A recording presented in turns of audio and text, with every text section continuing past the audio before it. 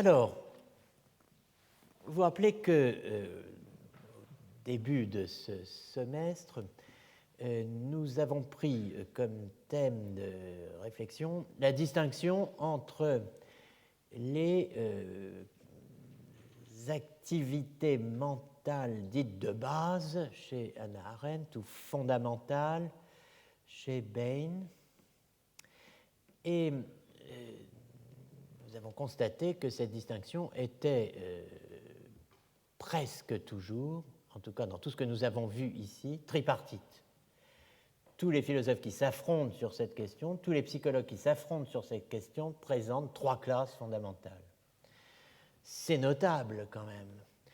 Et d'autre part, nous voyons maintenant que Brentano, qui est arrivé en gros à une distinction sur la base de la théorie de l'intentionnalité entre trois classes fondamentales d'activité ou d'état psychique qu'il appelle représentation, jugement et amour, vient par la douloureuse stratégie qui a été la sienne et la nôtre, enfin douloureuse pour nous surtout, d'ajouter au fait que l'activité psychique était dirigée intentionnellement vers un objet, ajouter qu'elle était aussi donnée dans la conscience interne comme susceptible d'être représentation de soi, conscience de soi, sentiment de soi. Nous parlons donc d'un acte qui devient conscient de lui-même, connaissant de lui-même et éprouvant quelque chose à lui-même. Ce qui est loin d'être absurde, mais qui pose le problème de la relation entre ces trois classes fondamentales d'activité psychique et leur contrepartie dans la conscience interne. Et Brentano utilise deux séries d'expressions dont on peut se demander s'il n'aurait pas d'ailleurs pu utiliser les mêmes, au fond. Et c'est probablement le cas dans son esprit. Mais en tout cas, représentation, jugement et amour, qui sont les trois classes fondamentales, dans la conscience interne qui accompagne tout phénomène psychique, c'est-à-dire tout acte de représentation, tout acte de jugement, tout acte d'amour, mais tout acte psychique en tant qu'acte de représentation, de jugement et d'amour, à la fois, eh bien, ce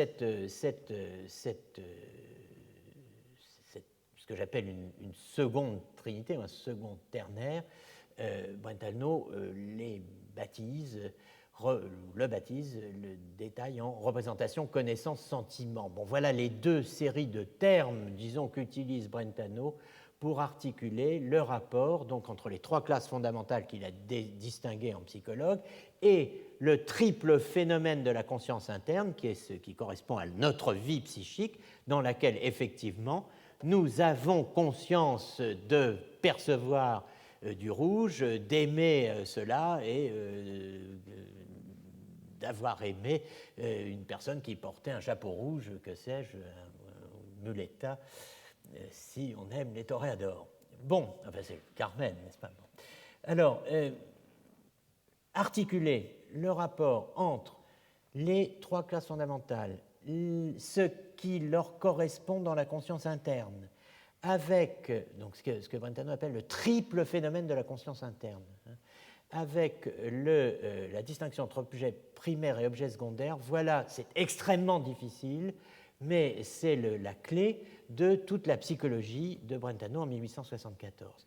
Articuler la division des trois classes fondamentales et celle qui lui correspond dans la conscience interne, la distinction d'autre part, avec d'autre part la distinction entre objet primaire et objet secondaire. Alors, Brentano le dit, notre recherche a montré que la conscience de l'objet primaire et celle de l'objet secondaire ne constituaient pas chacune un phénomène distinct. Voilà l'intérêt que Brentano voit dans sa théorie de l'objet primaire et secondaire, c'est qu'il n'y a pas en chaque homme deux consciences pour un seul phénomène. Si vous entendez sonner un piano, il n'y a pas deux consciences là en vous ou qui seraient vous, l'une pour entendre sonner, l'autre pour entendre que ça sonne. Bon. Vous voyez, alors, la conscience de l'objet primaire et celle de l'objet secondaires ne constituent pas chacune un phénomène distinct, mais, dit Brentano, deux parties phénoménales d'un seul et unique phénomène, l'audition. Bon. La pluralité des modes selon lesquels l'objet secondaire devient conscient ne supprime pas l'unité de l'acte psychique. Nous avons dû les saisir et nous les avons saisis, ces modes, dit Brentano, comme les parties d'un seul être effectif. Donc, représentation, connaissance et sentiment sont les parties d'un seul être effectif. Et donc, en chacun de nos actes mentaux, nous retrouvons les trois. Alors, c'est assez difficile à saisir et c'est pour cela qu'il faut prêter attention aux termes et aux concepts que Brentano introduit pour penser cette coprésence, si l'on peut dire, des trois formes d'activité mentale en tant qu'elles sont données dans la conscience interne. Représentation, connaissance, affect. Quels termes utilise-t-il? Alors, on a parlé tout à l'heure de fusion, mais maintenant, il s'agit des trois formes, disons, de présentation d'une activité mentale à la conscience interne. Est-ce que fusion va suffire? Non. On va parler de verflechten, d'enchevêtrement. Alors, c'est dans le chapitre 9 de la psychologie, dans toujours le même livre 2,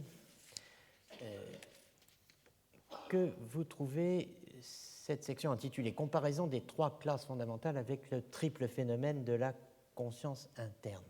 C'est dans ces pages que ce que j'appellerais la dimension trinitaire de la pensée de Brentano se déploie le plus explicitement. C'est là qu'il met un mot, si vous voulez, sur la difficulté, sur le type de liaison existant entre les divers modes de conscience de l'objet second. Ce mot, c'est enchevêtrement total. Alors, enchevêtrement, c'est la traduction que Maurice de Gandillac donne de verflechten, das verflechten, l'enchevêtrement. Ici, c'est le verbe qui est utilisé. Les phénomènes des trois classes fondamentales, Phänomene der drei Grundklassen, aufs innigste sich miteinander verflechten. Ils s'enchevêtrent de la façon la plus intime. Donc, c'est le superlatif, ici. Innigste. Car on ne saurait concevoir de liaison plus intime, là c'est le comparatif, entre ces trois moments. Donc l'enchevêtrement, les trois classes fondamentales d'activité psychique sont enchevêtrées. Les éléments qui leur correspondent dans la conscience interne, ce qui m'arrive quand je me représente quelque chose, quand je juge quelque chose, quand j'éprouve quelque chose, eh bien, à chaque fois, les deux autres activités sont présentes dans l'activité dont je parle, et que je prends comme élément principal. Donc, il n'y a pas trois phénomènes psychiques, il y a un triple phénomène psychique. Vous voyez, tout phénomène psychique est triple. Les trois aspects, ils sont toujours. Bon, bien sûr, quand je juge, je ne fais pas que me représenter, mais les deux éléments, représentation et sentiment, sont enchevêtrés à mon jugement, etc. Vous voyez, enchevêtrement total. Donc, dans le triple phénomène psychique, bien, il faut saisir ce que Brentano veut éviter. Quel est l'avantage de parler d'un enchevêtrement total? Eh bien, cela vous dispense précisément de ce qu'on pourrait appeler un regressus à l'infini, un regressus ad infinitum, et on va voir pourquoi. En tout cas, la pluralité des modes de conscience est ramenée à l'unité par l'enchevêtrement dans la vie psychique de la Vorstellung, de l'Erkenntnis et du Gefühl, de la représentation, de la connaissance et du sentiment qui correspondent donc à la représentation, au jugement et à l'amour, les trois classes fondamentales. Cet enchevêtrement intime est une donnée fondamentale. Alors, est-ce que cet enchevêtrement correspond à la périchorèse augustinienne? Oui et non. Oui, mais pas en tant qu'augustinienne. Et ça pour trois raisons au moins. Je veux dire par là que Brentano ne dépend pas d'Augustin, loin de là, dans ce qu'il nous représente ici, en termes d'enchevêtrement. Il ne va pas chercher, dans sa théorie de l'Einwohnung ou de l'inexistence, quelque chose chez Augustin. Même s'il dit qu'Augustin a pensé quelque chose de cela, il ne dépend pas de lui pour dire ce qu'il dit, lui, Brentano. Il faut bien insister là-dessus. Alors, comment pouvons-nous dire ça? Eh bien, pour une série de raisons. La première, c'est que la psychologie, au point de vue empirique, ne reprend aucun des ternaires d'Augustin, que vous voyez exprimé ici. Il y en a d'autres, mais en voici 4. Mens notitia amor. Ça serait tentant, évidemment, de rapprocher cela d'Augustin. Il ne le fait pas. Memoria intelligentsia voluntas. Ça serait tentant, mais pourtant il n'y a pas de référence à cela. Memoria sensibilis, la mémoire sensible, la vision intérieure et la volition. Fichtre, on croirait lire du Brentano, mais il n'y a pas de référence à cela. Mémoire identifiée à intellect, science et volonté, ça serait tentant, mais il n'y a pas de référence à cela. Et ces ternaires, pour Augustin, rappelez-vous qu'ils sont l'image de la Trinité divine dans l'âme humaine. Le premier terme correspondant toujours au Père, le second au Fils et le troisième à l'Esprit. Donc, Brentano ne cite pas Augustin pour ce qu'il a à nous dire quand il nous parle d'enchevêtrement. Il ne cite pas Augustin, qu'il évoque d'ailleurs rarement et en général sur d'autres dossiers. Mais surtout, rappelez-vous ce qu'on a dit avant la pause. Brentano soutient qu'il n'y aurait aucune contradiction à penser qu'il existe une vie psychique où manquerait l'un ou l'autre, voire deux, pas plus, des genres d'activités psychiques distingués. En l'occurrence, on pourrait imaginer une vie psychique, dit Brentano, où manquerait jugement et amour, où il n'y aurait que représentation. C'est concevable. Bon, évidemment, une thèse de ce genre exclut toute reprise, même modérée, du modèle trinitaire augustinien du psychisme, qui est issu, disons, du thème de la création de l'homme à l'image et à la ressemblance de Dieu en Genèse 1, 26. C'est 3 ou c'est rien, mais ce n'est pas un seulement. Vous voyez, on ne pourrait pas se dire augustinien en soutenant qu'un homme pourrait très bien n'être que doué de représentation, par exemple. Et si un tel être existait, alors il ne serait pas créé à l'image et ressemblance de Dieu, et donc ne serait pas un homme, et donc, eh bien, on ne serait pas chez Augustin. Vous voyez, donc un homme qui ne serait que représentation ne serait pas un homme augustinien. Donc l'enchevêtrement n'a pas pour source directe la structure d'immanence mutuelle décrite par Augustin, appelée depuis Jean de Damas périchorèse. Mais alors, d'où cela vient-il? Eh bien, probablement de la lecture que Brentano fait de Thomas d'Aquin, qui aristotélise déjà beaucoup la théorie psychologique augustinienne. Mais bon, bien sûr, ça ne suffit pas. La notion d'enchevêtrement, à mon avis, elle est traçable dans le champ de présence au sens foucaldien du terme de Brentano. Elle est traçable dans la psychologie écossaise. Il ne faut jamais oublier que l'horizon immédiat de Brentano, c'est les psychologues écossais, c'est l'école écossaise. C'est avec cela que, en dehors de Kant et de bien d'autres choses, il se confronte, c'est avec cela qu'il se mesure, et eh bien, l'expression interconnectée, enchevêtrée, etc., on n'a pas à chercher bien loin pour la trouver employée dans l'une des sources de Brentano, à savoir William Hamilton. La source de Brentano, c'est incontestablement, à mes yeux, William Hamilton. Donc ce psychologue et philosophe écossais, né en 1788, mort en 1856, Hamilton, qui utilise l'expression anglaise qui correspond exactement à l'expression allemande qu'on a vue tout à l'heure, verflechten, et j'avais mis en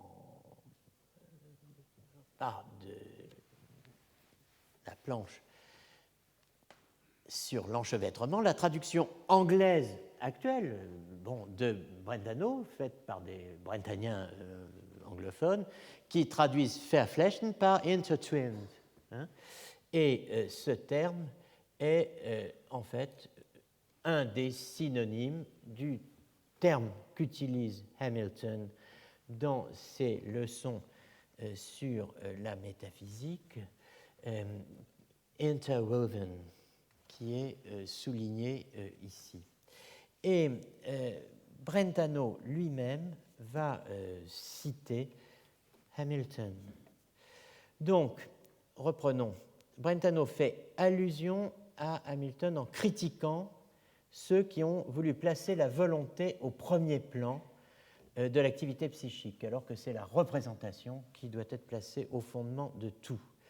Hamilton, dit Brentano, s'est trompé, car c'est lui qu'il vise, dans son analyse de la volonté. Mais il a vu l'essentiel, c'est-à-dire l'entrelac, l'unité enchevêtrée, disons, des trois activités qu'il distingue, lui, Hamilton, à savoir connaissance, sentiment, volonté. Elles sont, dit Brentano, chez Hamilton, miteinander verwoben, qui est un synonyme donc du verbe verflechten. Et il cite Brentano ce passage de Hamilton dans nos traités de philosophie, dit Hamilton. Donc ça, c'est la traduction française de la traduction allemande de Hamilton chez Brentano. Dans nos traités de philosophie, la connaissance, le sentiment et la volonté peuvent bien figurer chacun à part dans des livres et des chapitres, mais dans la nature, ils s'enchevêtrent. Dans toute modification, même la plus simple de l'esprit, la connaissance, le sentiment et la volonté se trouvent réunis pour former l'état psychique. Donc pas besoin d'Augustin ici, vous avez en toutes lettres une thèse où on vous dit que dans la plus simplest modification de l'esprit, knowledge, feeling and desire will go to constitute the mental state, parce qu'ils sont toujours interwoven, ils sont toujours mêlés, mélangés. Alors,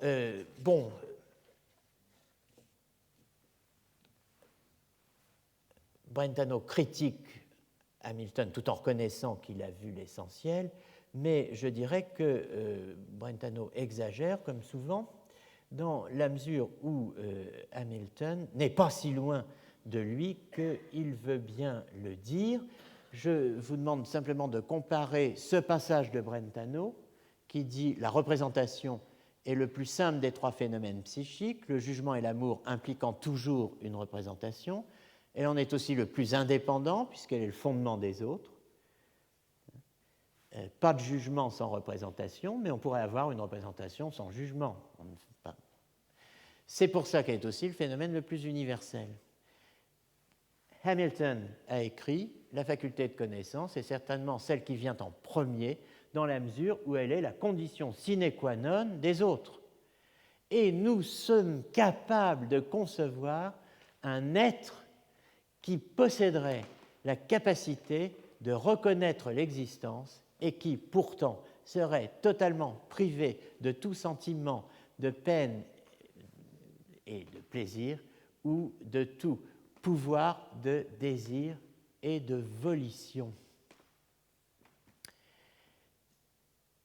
D'autre part, nous sommes totalement incapables de concevoir un être qui serait doté de sentiments et de désirs et qui, en même temps, serait dépourvu de la connaissance d'un objet quelconque sur lequel ces affections pourraient se porter et qui serait en même temps dépourvu d'une conscience de ces affections mêmes. Donc vous voyez, c'est vraiment la théorie de Brentano en anglais, bon, en un peu moins filandreux, mais enfin je trouve, mais bon.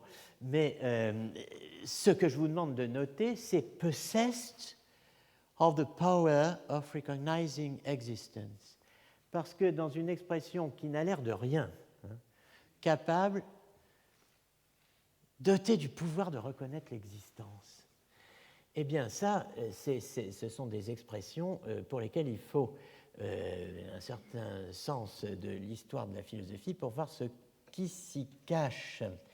Et ce qui s'y cache, en fait, ça n'est rien de moins que la conception médiévale de la connaissance intuitive, ce qu'on appelle la notitia intuitiva. La connaissance intuitive, au XIVe siècle, c'est ce qu'on appelle, c'est par cette expression que l'on désigne la connaissance que l'on a d'une chose en tant qu'existante. Et cette connaissance intuitive, elle est représentationnelle. Donc une représentation qui serait présentation intuitive, donner intuitivement de la chose en présence, eh bien, c'est ni plus ni moins que cette capacité de reconnaître une chose comme existante. La notitia intuitiva, et on y reviendra, la connaissance intuitive telle qu'on l'a définie au XIVe siècle se distingue de la connaissance abstractive, qui est celle qui est le mode de connaissance par lequel nous nous représentons et connaissons une chose indépendamment du fait qu'elle existe ou pas. Vous voyez ? Donc on n'est plus chez saint Thomas, on n'est plus dans une psychologie de type aristotélicien, on a fait passer un grand coup de rasoir occamien ou pas, et on n'a plus que, en fait c'est Duns Scott, mais bon, qui commence, mais on a deux modalités de la connaissance intuitive, à savoir une relation de cognition avec une chose en tant qu'elle existe. Et sa seule présence, d'une certaine manière, suffit pour que je me la représente. Et je me la représente comme existante, puisqu'elle m'est donnée en présence. Une chose ne peut pas m'être donnée en présence si elle n'est pas. Donc, une chose qui existe m'est donnée à titre de présentation, c'est-à-dire d'intuition. Eh bien, cela, un être qui est doté de cette capacité de se laisser affecter, si l'on peut dire, par la montée ou venue en présence d'une chose qui devient présente pour lui, eh bien c'est un être qui est doté de ce qu'on appelle bêtement capacité représentative. Il est capable de se représenter quelque chose. Non, il est possessed of the power of recognizing existence. Il est doté de notitia intuitiva. Donc, alors Hamilton a cette théorie. Bon, il va falloir que nous comprenions ce qu'on doit entendre par Vorstellung. Parce que je vous ai cité la page de Mark Textor définissant la Vorstellung brentanienne comme une présentation et non comme une représentation. Et donc, qui dit présentation dit intuition. Qui dit représentation dit abstraction. Si on entend les choses comme on doit les entendre, c'est-à-dire si on entend dans l'anglais le latin, n'est-ce pas ? Bon, alors, je ne m'avance pas plus loin ici, mais si vous voulez, clairement, hein, on peut dire que Brentano s'est inspiré de Hamilton, puis qu'il a faussé compagnie à Hamilton là où il estimait que Hamilton se trompait, mais il en a repris les intuitions essentielles, à savoir la notion d'enchevêtrement. Interwoven. Je voudrais, pour conclure, peut-être évoquer mais ce sera peut-être difficile avec le temps qui nous reste, mais à savoir plus de temps, mais voyons.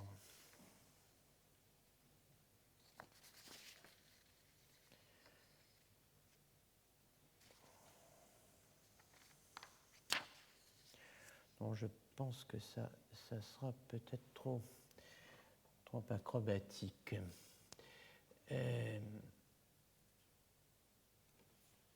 Donc nous en restons pour aujourd'hui à la formulation brentanienne du problème de la représentation consciente, qui est l'équivalent chez Brentano de ce que j'ai appelé le problème de la sensation consciente. C'est sur ce problème-là que Brentano est amené à formuler les deux théories des deux objets qu'on a mentionnés. Le problème qu'il tire d'Aristote est le suivant, et c'est ce qui l'amènera à formuler ces deux théories. Quand nous nous représentons un son, nous avons conscience de nous le représenter. Une question se pose alors, avons-nous dans un tel cas des représentations différentes ou une seule? Donc, se représenter un son, vous comprenez que maintenant c'est entendre un son. J'entends un son. Est-ce que, quand j'entends un son, il y a en moi deux représentations? Une représentation du son, un do, un la, un mi bémol, et une représentation de cette représentation, c'est-à-dire une conscience de cette représentation. Voilà le problème tel que le formule Brentano, et le problème tel que le formulait Aristote dans les deux traductions que vous avez sous les yeux, dont aucune n'est satisfaisante, celle de Tricot et celle de Barbotin. Et on va s'arrêter là-dessus, mais c'est pour que vous voyez simplement la complexité des 5 lignes d'Aristote qui donnent naissance à des océans de discussion pendant plusieurs siècles, puisque nous percevons que nous voyons et entendons. Donc, nous entendons, nous voyons, nous percevons que nous entendons et nous voyons. C'est nécessairement, ou bien par la vue, traduit Tricot, que le sentant perçoit qu'elle voit. Le sentant perçoit par la vue que la vue voit. Elle. Ou bien par un autre sens. Mais dans ce dernier cas, c'est le même sens qui sera à la fois sens de la vue et de l'objet de celle-ci, la couleur. Il en résulte ou qu'il y a deux sens pour le même sensible, ou que la vue sera sens d'elle-même. Deuxième traduction, puisque nous sentons que nous voyons et entendons, il faut que le sujet sente qu'il voit, ou bien par la vue, ou bien par un autre sens. Mais en ce dernier cas, le même sens percevra à la fois la vue et la couleur de l'objet. Par suite, ou bien deux sens porteront sur le même sensible, ou le même sens se percevra lui-même. Cette phrase, que je ne vais pas commenter maintenant, a fait couler, je crois, plus d'encre que, mais un tout petit peu seulement, que la suivante, qui est la deuxième partie de l'argument. En outre, si le sens qui perçoit la vue est un autre sens, ou bien on ira à l'infini, ou bien l'un quelconque de ces sens sera sens de lui-même. Aussi est-il préférable d'admettre du premier lui-même cette aptitude. Alors, effectivement, c'est sur ces mots d'espoir que je vais vous laisser, à savoir que tout ce tintouin tout ce long détour, tout ce blablabla pourrait s'arrêter tout de suite, à savoir si on acceptait que ma vue de tel objet était ce par quoi je voyais que je vois. Mais donc, arrêtons-nous tout de suite au lieu de multiplier à l'infini. Eh bien, sauf qu'on n'aime pas s'arrêter tout de suite. Nous allons devoir nous arrêter, mais ces deux arguments ont été au cœur de discussions qui nous mènent de façon continue d'Aristote à aujourd'hui. C'est vous dire, en attendant, dans 15 jours, où on abordera les choses d'une manière plus humaine. C'est promis et juré. À la semaine prochaine.